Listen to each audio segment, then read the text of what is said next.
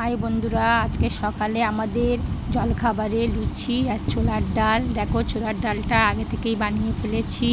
ছোলার ডালটা প্রায় হয়েই এসছে, নামাবো ভাব। ছোলার ডালটা একটু রস রাখলাম, কেন ছোলার ডাল নামিয়ে রাখলে জলটা শুকিয়ে যায়। দেখো হয়েই এসছে, এবার এটাকে নামাবো। এদিকে ময়দা মাখা হয়ে গেছে, ময়দাগুলো লেচিও করে দিয়েছি ছোটো ছোটো করে।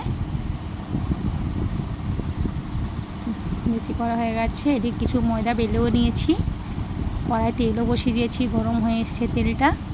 এবার ছোলার ডালটা আমি নামিয়ে ঢাকা দিয়ে রেখে দেবো। তারপর যে বেলা লুচিগুনি আছে ওগুনিকে ছেড়ে দেবো। নামানো হয়ে গেছে, নামিয়ে ঢাকাও দিয়ে দিচ্ছি।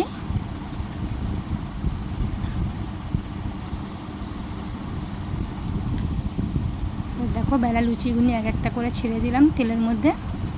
তেলটাও বেশ গরম হয়ে গেছে। একটা করে লুচিগুনি তুলে নেব।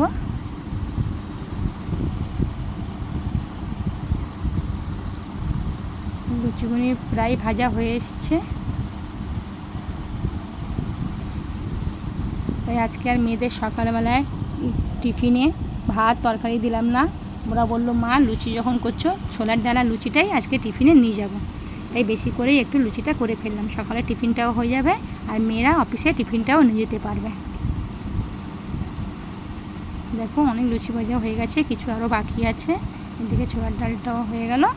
এবার মেয়েদের টিফিনের জন্য লুচিগুনি আগে থেকে তুলে দিচ্ছি, কারণ দুজনে খাবে তো, তাই এদের 10-12খানা লুচি প্যাকিং করে দিলাম।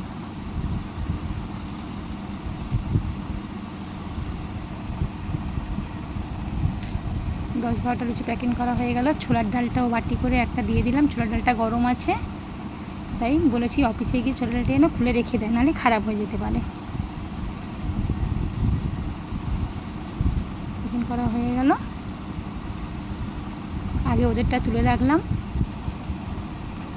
এদিকে এক এক করে ভাজছি, মেয়েদেরকে এক এক করে খেতেও দিয়ে দিচ্ছি, কারণ 9:30 বেজে গেছে, ওরা 10টার ট্রেন ধরবে। ওরাও খেতে বসে গেছে এদিকে, কারণ ছোলার ডাল লুচি গরম গরমই ভালো লাগে, ঠান্ডা হয়ে গেলে অতটা ভালো লাগে না। তো বন্ধুরা, তোমাদের লুচি ছোলার ডাল টিফিনে কেরম লাগে কমেন্টে জানিও।